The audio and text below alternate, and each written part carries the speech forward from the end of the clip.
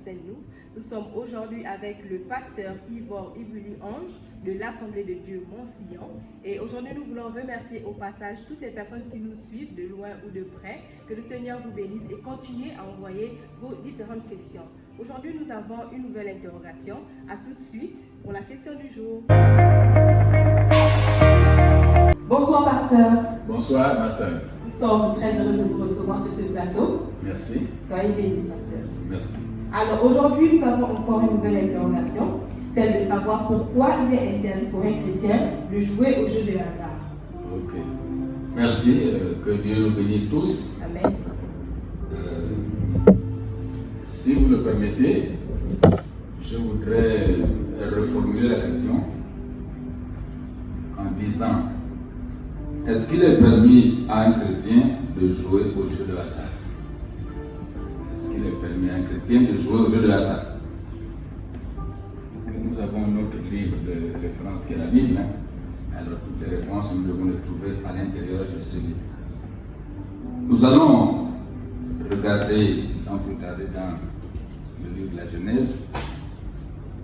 Lorsque nous lisons dans Genèse chapitre 2,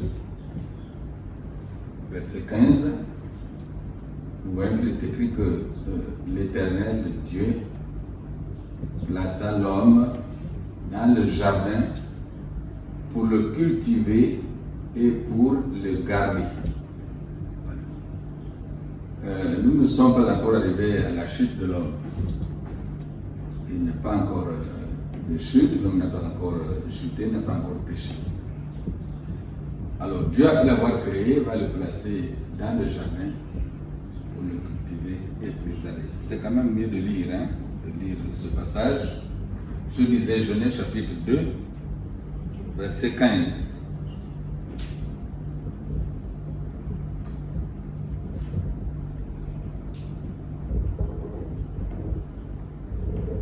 L'Éternel Dieu prit l'homme et le plaça dans le jardin d'Éden pour le cultiver et pour le garder.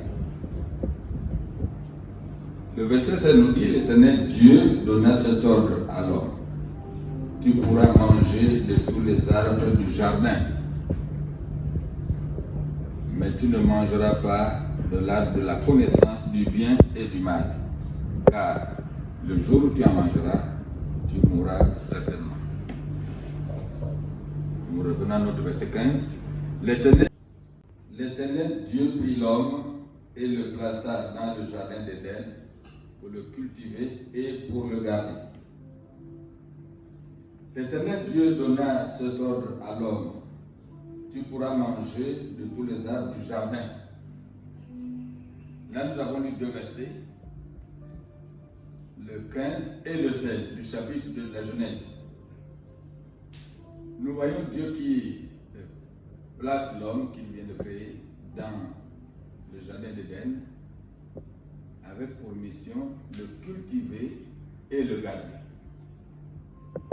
Et au verset 16, il lui donne l'ordre de se nourrir des arbres du jardin. Au verset 17, nous n'avons pas lu, il lui de manger tous les arbres sauf l'arbre de la connaissance du bien et du mal.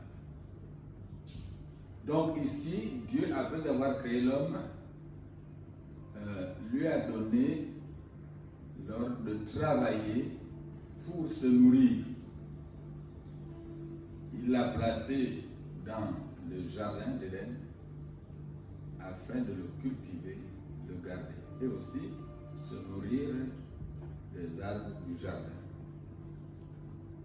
Et lorsque nous poursuivons au chapitre 3, le verset 17 nous dit ceci. Genèse chapitre 3, verset 17.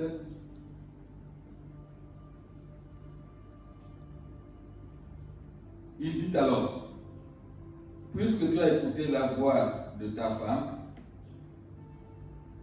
et que tu as mangé de l'arbre au sujet duquel je t'avais donné cet ordre, tu n'en mangeras pas et tu n'y toucheras point.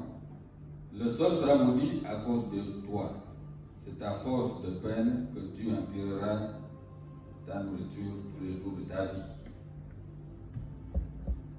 Le travail de l'homme ne commence pas par là, nous l'avons vu tout à l'heure, il commence bien avant.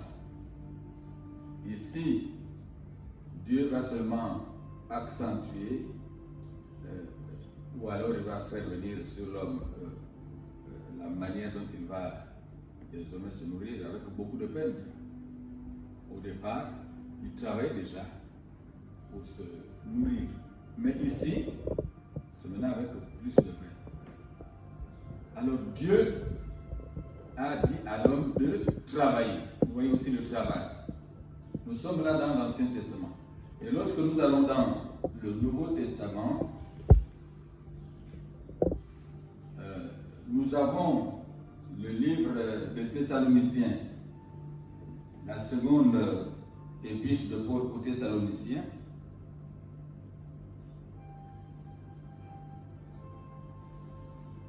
De Thessaloniciens chapitre 3, nous prenons le verset 6 à 12. 2 Thessaloniciens chapitre 3, verset 6 à 12. Je m'en vais lire.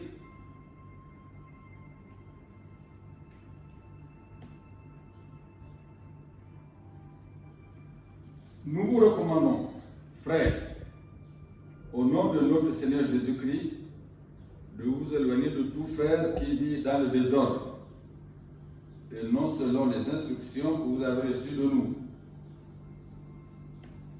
Vous savez vous-même comment il faut nous imiter, car nous n'avons pas vécu parmi vous dans le désordre. Nous n'avons mangé gratuitement le pain de personne, mais dans le travail et dans la peine, nous avons été nuit et jour à l'œuvre pour n'être à la charge d'aucun de vous. Ce n'est pas que nous n'en ayons le droit, mais nous avons voulu vous donner en nous-mêmes un modèle à imiter. Car lorsque nous étions chez vous, nous vous disions expressément, si quelqu'un ne veut pas travailler, qu'il ne mange pas non plus. Nous apprenons cependant qu'il y a parmi vous quelques-uns qui vivent dans le désordre, qui ne travaillent pas, mais qui s'occupent des futilités. Nous invitons ces gens-là à nous et nous les exhortons par le Seigneur Jésus-Christ à manger leur propre pain en travaillant paisiblement. Voilà ce que dit l'apôtre Paul aux Thessaloniciens. Il les exhorte au travail. Il est dans la pensée du Seigneur qui a placé le premier homme dans le jardin et qui lui a donné du travail afin de se nourrir. Il y avait des ordres un mois à Thessalonique où certains gens ne voulaient plus travailler, mais s'occupaient des futilités. Et lorsque l'apôtre Paul va apprendre ça, il va dire que ce genre de personnes, ce n'est pas ainsi qu'il faut vivre. D'ailleurs, il exhorte les frères à s'éloigner de toute personne qui vit de cette manière, qui s'occupe des choses inutiles, qui ne veut pas travailler. Il dit qu'une telle personne ne mange pas non plus, parce que pour manger, il faut travailler. C'est ce que nous avons lu dans le livre de Genèse. Adam devait, cet homme-là, bien sûr c'est Adam, devait cultiver le jardin et se nourrir du fruit du jardin d'Éden. Maintenant ici, les Thessaloniciens ne veulent pas travailler et l'apôtre Paul exhorte les frères de Thessalonique à s'éloigner de ce genre de frères, de ce genre de personnes qui ne veulent pas travailler. Donc, dans la pensée de Dieu, l'homme doit travailler pour obtenir ce dont il a besoin. Ce n'est pas aller faire n'importe quoi. Nous sommes ici sur la question qui consiste à savoir s'il est permis de jouer au jeu de hasard. Lorsqu'on joue au jeu de hasard, on gagne quelque chose. Mais est-ce qu'on mérite cela? Est-ce qu'on a travaillé pour avoir cela? Il faut travailler. Nous prenons Éphésiens chapitre 4.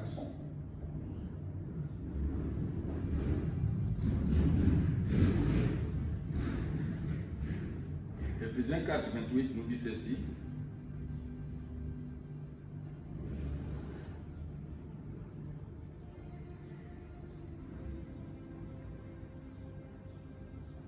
Que celui qui dérobait ne dérobe plus, mais plutôt qu'il travaille en faisant de ses mains ce qui est bien pour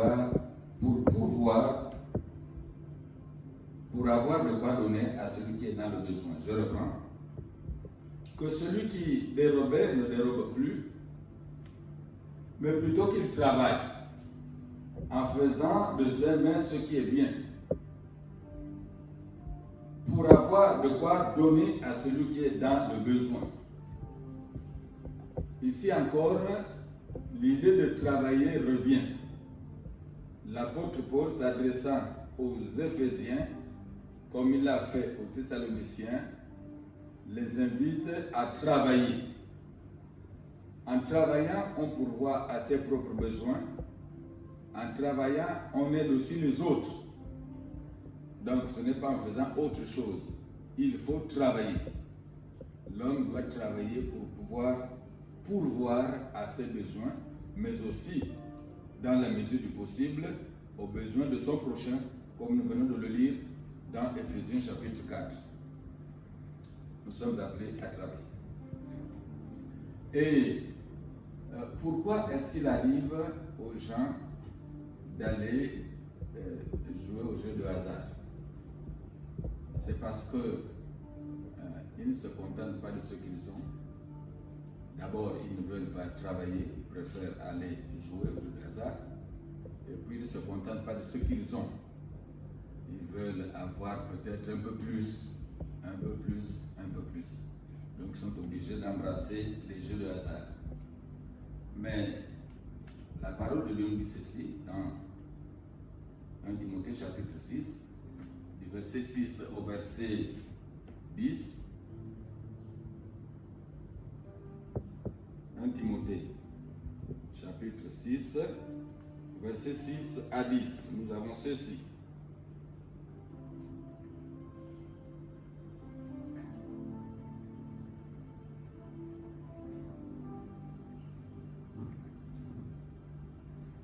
C'est en effet une grande source de gain que la piété avec le contentement.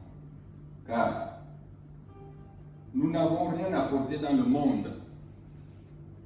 Et il est évident que nous n'en pourrons rien emporter. Si donc nous avons la nourriture et le vêtement, cela nous suffit. Mais ceux qui veulent s'enrichir tombent dans la tentation, dans le piège et dans beaucoup de désirs insensés et pernicieux qui plongent les hommes dans la ruine et dans la perdition. Car l'amour de l'argent est une racine de tous les maux. Et quelques-uns, en étant possédés, se sont égarés loin de la foi et se sont jetés eux-mêmes dans bien des tourments. L'amour de l'argent. Dieu ne dit pas de ne pas avoir de l'argent. Dieu ne dit pas de ne pas travailler pour avoir de l'argent. Dieu ne dit pas de ne pas faire des affaires. Mais ici, le contexte parle de la manière de vouloir s'enrichir. Dieu n'est pas contre les riches, comme il n'est pas contre les pauvres, il n'est contre personne.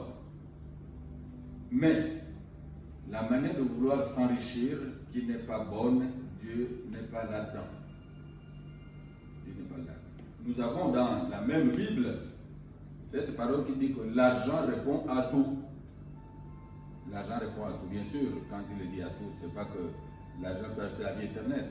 Mais les choses dont nous avons besoin dans cette vie courante, nous devons les avoir, les obtenir à partir de l'argent. Et pour avoir de l'argent, nous devons travailler, nous l'avons vu. Donc, il faut travailler. Je reprends, Dieu n'est pas contre les économies, Dieu n'est pas contre le fait de vouloir avoir un peu plus, mais Dieu est contre la manière dont on va avoir ces choses. Parce que c'est une envie de pratique. Donc il y a des gens qui se sont égarés en voulant trop gagner de l'argent, ils se sont retrouvés dans des tourments, dans des situations compliquées parce qu'ils ont voulu avoir de l'argent d'une certaine manière. Donc les jeux de hasard, il n'y a pas de travail dedans. C'est le hasard. Donc on est par hasard. On ne travaille pas pour avoir ce que produisent les jeux de hasard. Or Dieu, la pensée de Dieu, c'est que l'homme travaille pour pouvoir avoir ce dont il a besoin. Et il y a aussi ceci qui peut arriver. Vous allez peut-être vous poser la question, mais bon pasteur, il arrive que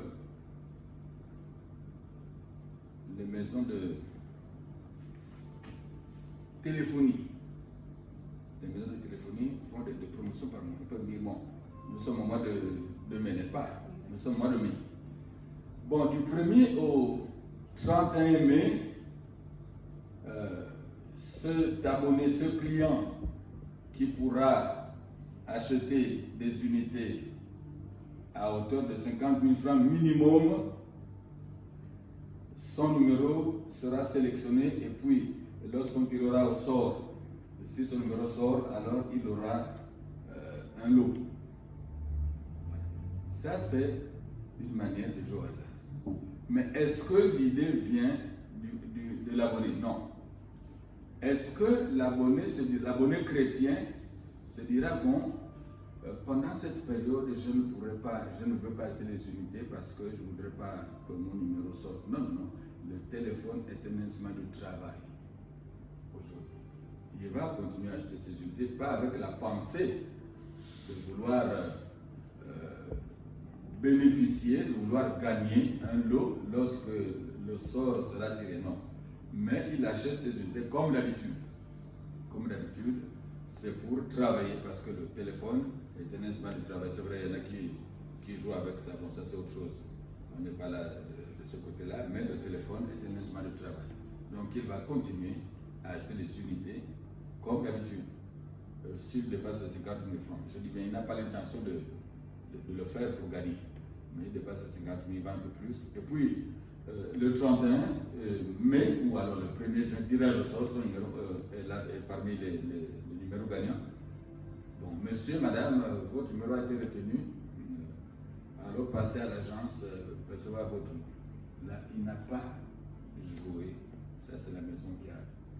Il va percevoir son lot. Nous avons aussi des espaces comme des magasins, de grands espaces. Ils peuvent dire, bon, du 1er au 15 du mois, nous allons garder tous les tickets de nos clients. Et puis, quand viendra le tirage au sort, votre ticket sort, vous avez un lot. Là encore, c'est la même chose. Vous n'avez pas joué, ce n'est pas vous qui avez été à l'origine. Vous n'êtes pas allé au magasin pour avoir un lot quand viendra le tirage au sort. Donc, vous n'allez pas vous abstenir en disant, bon, durant cette période, je n'irai pas acheter.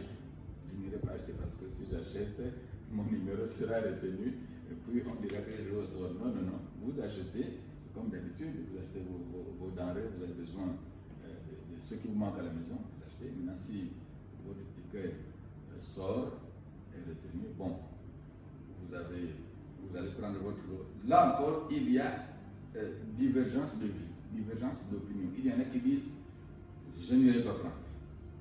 Je n'irai pas prendre parce que, bon, maintenant chacun est libre, selon la conviction. Hein, parce que la question que vous avez posée, c'est pour savoir si quelqu'un peut se lever de ses deux pieds et aller jouer. Voilà, c'est ça votre question. Voilà. Nous avons dit non, nous avons répondu non, il faut travailler, Dieu incite au travail. Mais ici, quand vous allez acheter vos unités, quand vous allez faire vos courses, et que c'est dans la période où il y a ce jeu-là, vous n'allez pas pour ça. Donc, vous n'êtes pas l'initiateur, vous ne jouez pas au jeu de hasard. Qu'il arrive que votre numéro soit retenu, si vous le prenez, vous prenez, vous ne voulez pas vous laisser, parce que comme je le disais tout à l'heure, il y a divergence d'opinion. Il y en a qui disent que je ne prendrai pas même si mon numéro est retenu. Et d'autres disent, moi je vais prendre parce que ce n'est pas moi qui ai joué. Bon, chacun est libre. Chacun est libre.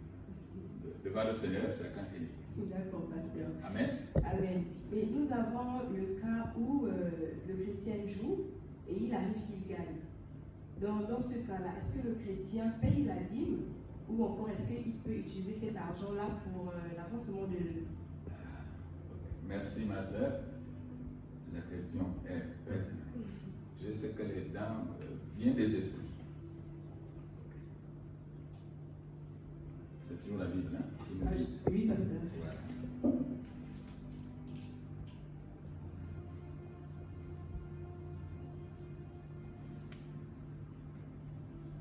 Ok.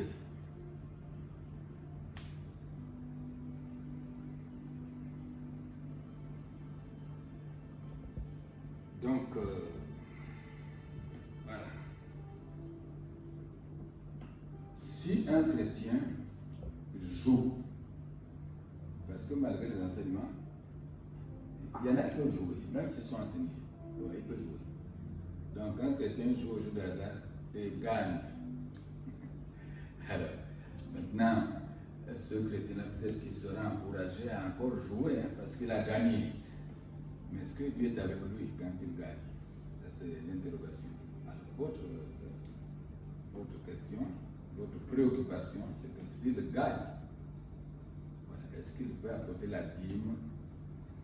Est-ce qu'il peut participer financièrement à l'avancement de l'œuvre de Dieu? Malachie 3:10 nous dit ceci. Apportez à la maison du trésor toutes les dîmes, afin qu'il y ait de la nourriture dans ma maison. Mettez-moi de la sorte à l'épreuve, dit l'Éternel des armées. Et vous verrez si je n'ouvre pas pour vous les écluses des cieux, si je ne répands pas sur vous la bénédiction en abondance. La dîme, c'est la 10e partie du revenu. Donc voilà, quelqu'un qui a joué et qui a gagné. Bon, on n'a pas à définir un montant ici, mais il a gagné. Et de ce montant, il enlève le 10e. Il apporte dans la maison de Dieu. Votre question, est-ce qu'il doit apporter? Puisqu'il est chrétien, il apporte. Mais nous venons de lire ceci. Lorsqu'on apporte la dîme, Dieu ouvre son ciel de grâce et de gloire. Et quand il ouvre le ciel, qu'est-ce qu'il fait? Il répand la bénédiction sur celui-là, sur celle-là, sur ceux-là, hommes, femmes, enfants, qui ont apporté la dîme. Il les bénit. Cette dîme-là qui attire la bénédiction de l'Éternel, c'est la dîme du travail. Celui qui apporte la dîme a travaillé, il a apporté la dîme dans la maison de Dieu et il est en retour béni. Mais celui-là qui va apporter la dîme du jeu d'hasard, Dieu ne va pas dire bon, non, cet argent n'apporte pas. Non, ça viendra. Ça va servir. Vous avez dit, est-ce qu'il peut aussi donner de l'argent pour l'avancement de l'œuvre de Dieu? Ça va contribuer. La dîme va servir. L'argent qu'il va apporter pour l'avancement de l'œuvre de Dieu va servir. Mais en retour, est-ce qu'il est béni? La réponse c'est non. Parce que la source, d'où vient cette dîme? Elle vient des jeux de hasard. Or, Dieu n'est pas dans les jeux de hasard. Je reprends, la dîme servira. L'argent qu'il a apporté pour les travaux de construction, et j'en passe pour l'avancement de l'œuvre de Dieu, comme vous l'avez dit, servira. Mais est-ce que, en retour, celui qui a apporté cette dîme sera béni? Non. Il ne sera pas béni. Donc, si je veux être béni, ma soeur, si tu veux être béni, nous devons apporter la dîme du travail, le fruit du travail. Donc, ce que nous gagnons à partir du travail, nous apportons ça. Mais aussi, il peut arriver que quelqu'un nous donne quelque chose. Il nous donne. Alors, de ceux qui nous donnent, j'enlève aussi la dîme. De ceux qui nous donnent quelque chose à travailler. Alors, là, nous venons de parler de l'être humain. Nous sommes des êtres humains. Mais Dieu, le sage des sages, nous enseigne même à partir des animaux qu'il a créés. Nous avons été à l'école. Je ne sais pas si tous nous avons étudié l'arrestation de la cigale et la fourmi. Voilà, moi je l'ai étudié. Et dans la Bible, dans les Proverbes, le chapitre, nous n'allons pas lire, mais vous retenez, Proverbes chapitre 30, versets 24 et 25, Dieu nous parle de 4 animaux petits mais sages. Proverbes chapitre 30, versets 24 et 25. Dieu nous parle de 4 animaux petits mais sages. Et parmi ces animaux, il nous parle de la fourmi. Voilà, la fourmi travaille. Et dans le même livre de Proverbes, chapitre 6, verset 6, s'adressant au pasteur, du pasteur va vers la fourmi. Il n'a pas de chef, il n'a pas d'inspecteur, il n'a pas de ceci, cela, mais il travaille. Il travaille. Donc la fourmi sait que là, il faut que je travaille parce que le moment peut-être je ne pourrai plus. Donc il travaille, il amasse, il apprête sa nourriture. La fourmi que nous écrasons. Donc cet animal-là est sage. Dieu apprécie le comportement de la fourmi parce qu'elle travaille. Si la fourmi, un petit animal comme celui-là, travaille et Dieu l'apprécie, le trouve sage, combien de fois nous les hommes, les humains, qui sommes supérieurs aux animaux, parce que Dieu nous a créés supérieurs à eux. Donc nous devons user de sagesse pour pouvoir apporter la dîme. Et je voudrais terminer en disant ceci, en vous rendant un témoignage. En 2019, je me suis rendu à Lasturville, invité par un de mes collègues pour un séminaire et une campagne d'évangélisation. Le voyage s'est effectué par train, aller comme au retour. Et puis, au retour, arrivé à la gare de Vélo, il y avait des jeunes gens qui étaient là, qui aidaient les voyageurs à sortir les bagages, à trouver un taxi ou bien à les mettre dans leur voiture personnelle. Et un jeune homme, papa, oui, est-ce que je peux prendre tes bagages pour... Où est le taxi? Je dis non, le taxi, il est là. Donc moi, je voudrais transporter tes bagages, il n'y a pas de souci. Je dis, mais d'ici, le taxi, là, tu me demandes combien? Il dit, je vais prendre 100 francs par bagage, donc 200 francs. Je dis, ok. Il a transporté les bagages. Et puis j'ai dit, bon, pour t'encourager, je ne te donne pas 200 francs, mais je te donne 500 francs. Oui, c'est un jeune qui ne va pas cambrioler, qui ne va pas agresser, qui ne va pas braquer, mais qui se débrouille à transporter les bagages et moyennant quelque chose. Et il vit de ça. Voilà. C'est ce qu'il faut faire. Hein? Nous sommes sur les jeux de hasard. Nous sommes sur les jeux de hasard. Donc il ne s'agit pas de jouer aux jeux de hasard. Et j'aborde sur cette question-là, oui. Donc ce jeune homme-là, il préfère travailler.